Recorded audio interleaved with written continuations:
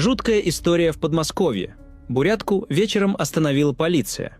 Менты заломили ей руки и ударили по голове. Я им говорила, говорю, вы полиция, вы должны, наверное, защищать нас. Я же тоже человек, я тоже гражданин Российской Федерации, чего тоже слышала. Езжай в свою бурятскую Россию и сиди там, заткни свой рот бурятский, говорит. Говорили, я бурятская мразь, я бурятская подстилка, что я сосать должна, что я сейчас пойду снег желтый убирать. Оскорблять начали нашу нацию. Да ваши бурят на СВО на передке поубивает всех. Вас всех на передок надо сдавать. И буряты ваши все скоро сгинут. Ваша нация исчезнет. Я сейчас ни спать не могу, ни кушать, ничего не могу. Меня трясет.